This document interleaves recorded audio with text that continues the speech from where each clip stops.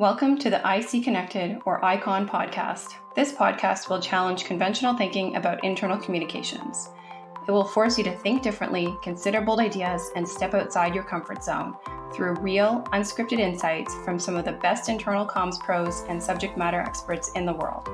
But most importantly, this podcast will help you elevate your career, and together we'll elevate the internal comms profession to the C-suite. Hey everyone, welcome to the ICON podcast. Today I'm speaking with Alyssa Zeff about how internal communications teams bring incredible value to organizations.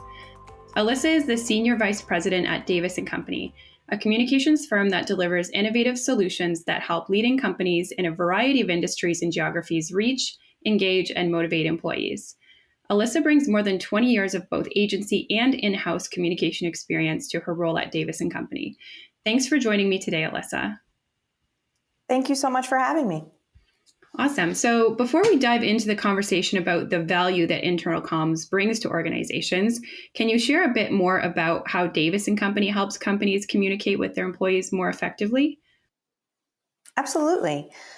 So Davis & Company was founded almost 40 years ago, and from day one, we've been solely focused on employee communication. So we were really pioneers in this space.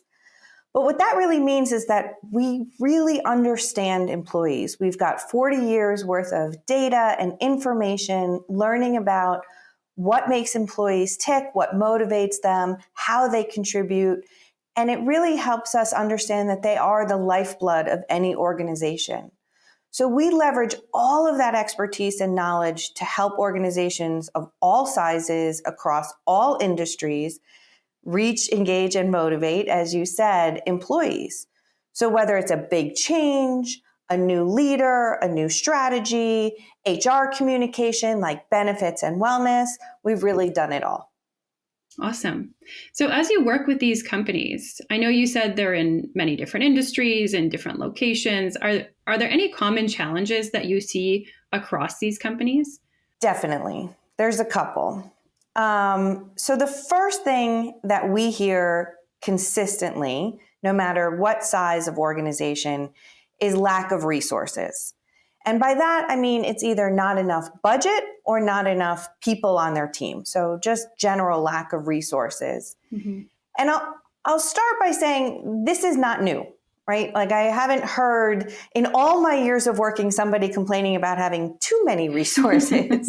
So, but what I do think has happened that is new and has happened over the past few years, especially since COVID, is that there's this really increased demand for internal communication. COVID put a huge spotlight on our function. And it's not like our budgets grew exponentially. So the demand has grown without necessarily the resources growing with them, which means that the function really needs to leverage what they have and make it work even harder. Mm-hmm. Do you think there are any other factors contributing to this? I know you mentioned COVID being one of them. Anything else? Yeah, so I think that kind of leads us into another challenge. And the way I hear it, it often goes something like this.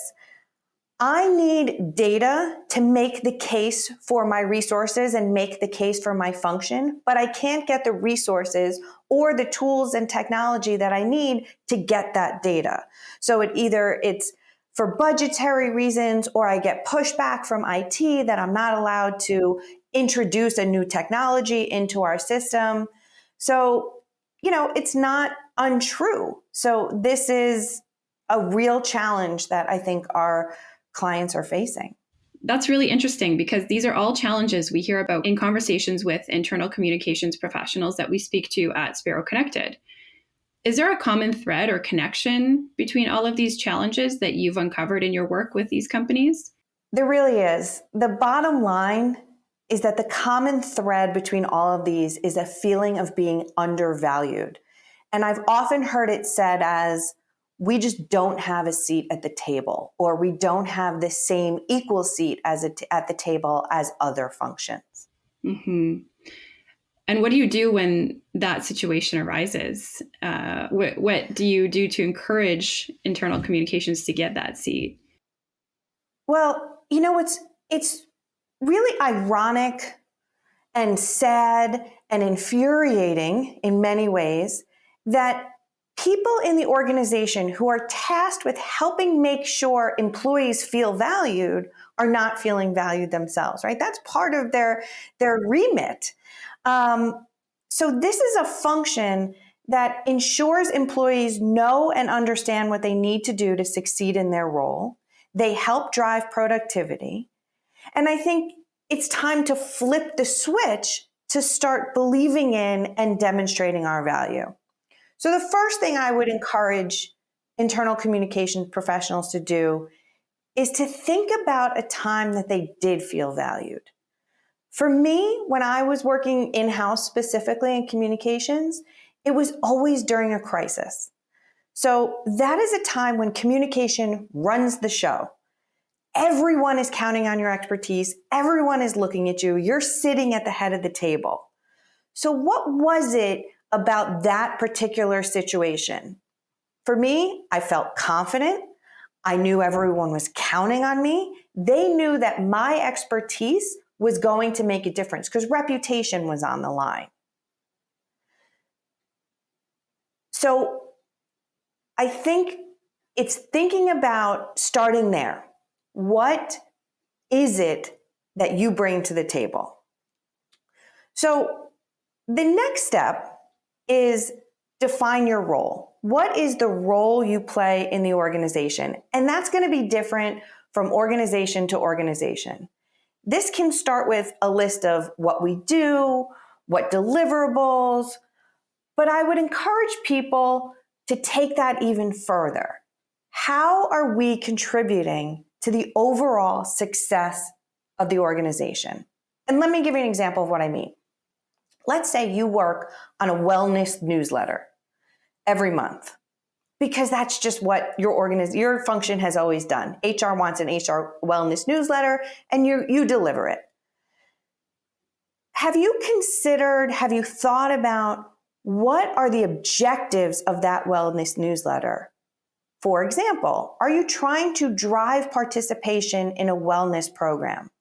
Take it further. Are you trying to cut healthcare costs within the organization? How are you thinking about each tactic, article, deliverable that you're working on? How is it contributing to the overall success? How is it contributing to a business or organizational goal? Once you've mapped all of your tactics and align them to goals, it can really help you filter and allocate your existing resources. Are some business goals getting too much attention and others not getting enough? You need to shift things around a little bit. Taking it even one step further, that can start framing a strategic plan for your function that contributes to the strategy of the organization and really help you demonstrate the strategic role you play. Then you can start to have really impactful conversations with your stakeholders.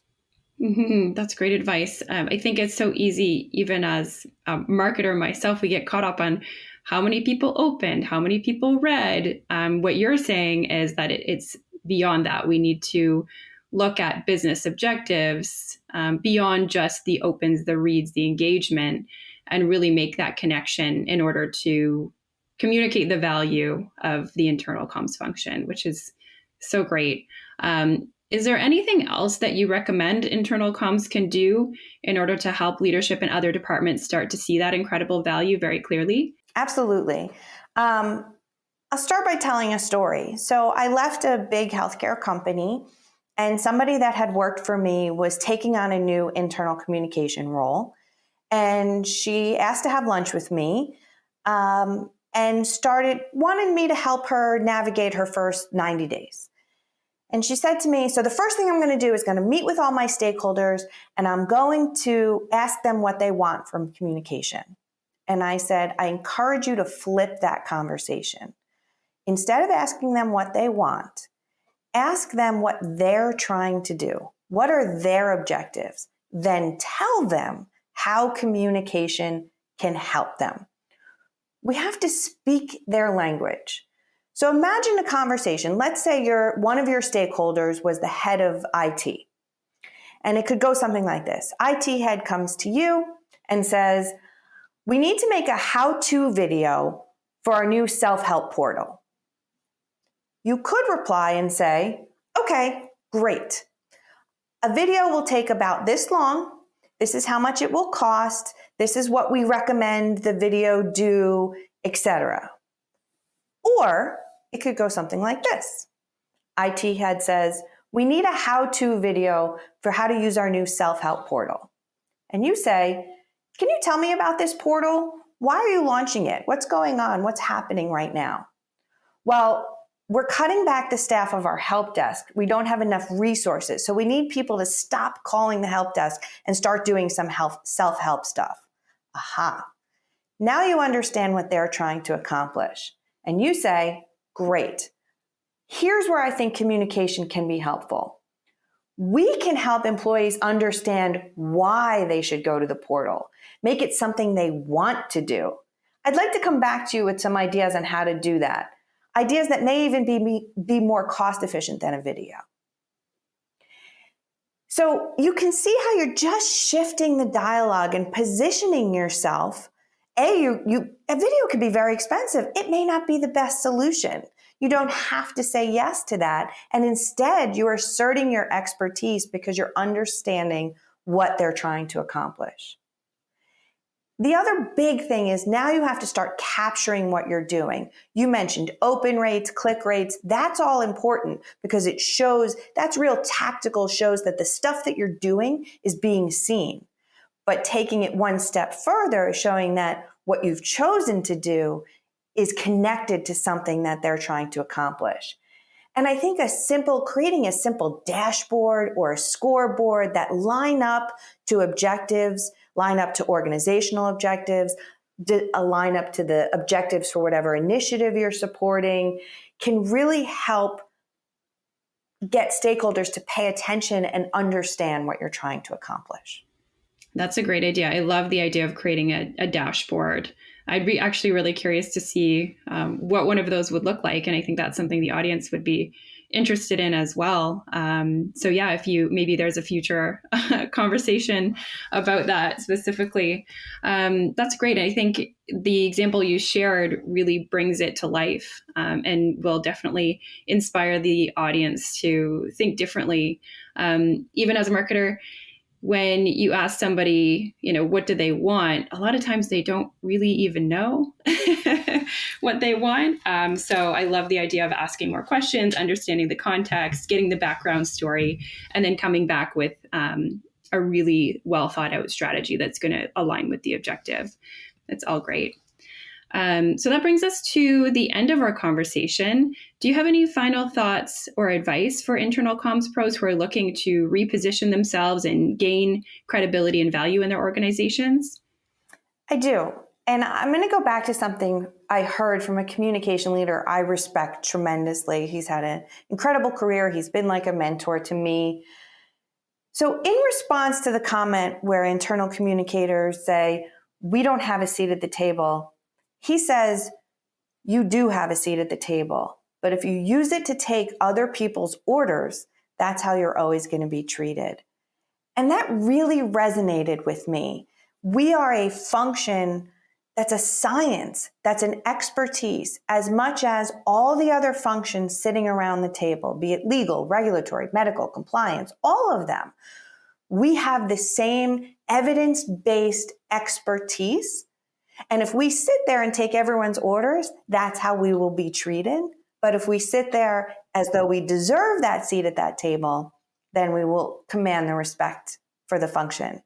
And with respect comes resources and value and understanding. So that really resonated with me, and I hope it resonates with the listeners as well. Surprise question for you, Alyssa. Do you think it's time for internal communications to be rebranded? And if so, how would you rebrand the function? Yes and no. So it depends on the organization. So I see what's happening in many organizations. The employee experience is starting to encompass internal communications and report up to like a CHRO. So if you are responsible for the overall employee experience, then I think you can be rebranded as employee experience, employee engagement, but there are a lot of other things that go into that beyond communication. On the other side of that, if you are truly a communication function, and either you sit within a business unit or you report into a chief communication officer or something like that, then I think the branding of communication is correct. I think I like the word employee versus internal. So that's one nuance. I think it speaks to more what we do, because that's our audience. Those are our stakeholders. Those are our consumers, not just something that lives within the walls of a building, virtual or not. But it's actually, there is an audience there. Mm-hmm, mm-hmm. For sure. It's a question I've been asking people that I've been speaking to, and everyone has a really different and unique answer. But, I think people have a perception of what internal communications means, right? And it's a function that's been around with the same name for a long, long time. That's what triggered that question for me. I'm like, if this really is a strategic function, maybe it needs a new brand, or it needs to be revived and repositioned in some way that gains that respect immediately. And what a great recommendation to somebody who's trying to demonstrate their value. If that's what you're trying to do within your organization, and your remit includes a lot of that, then definitely rebrand yourself. It should reflect the work that you're doing. Definitely. So it's not necessarily a universal across the board, let's rebrand the function. It's case by case, company by company, professional by professional. It's the advice that I've given today requires work, a lot of hard work, and it requires understanding how your business works, understanding how your company organization works. If you want to have that strategic seat at the table, you have to have the strategic knowledge. We are sometimes required to know more about every function and every business unit than many other functions, because we touch all of them. So if that's what you want, then go for it, rebrand yourself, and roll up your sleeves and be that strategic advisor. Mm-hmm. Mm-hmm. Take the lead, right? Step up and take the lead and make it happen. Great. You've shared so many incredible insights today, Alyssa. I'm so glad that you were able to join me and have this conversation. If our listeners want to get in touch with you, what's the best way for them to do that? Definitely go to the Davis & Company website, which is davisandco.com, and you can find our contact information on there and me on there for sure. Awesome. Well, thank you again so much, and I look forward to connecting with you again soon. Thank you so much for having me. Thanks for listening to the Icon Podcast. This podcast has been brought to you by Sparrow Connected. Head over to sparrowconnected.com to learn more about the internal comms platform that is elevating the internal comms profession, and be sure to follow We Lead Comms on LinkedIn. If you liked this podcast, please subscribe on your favorite podcast channels and tune in for the next episode.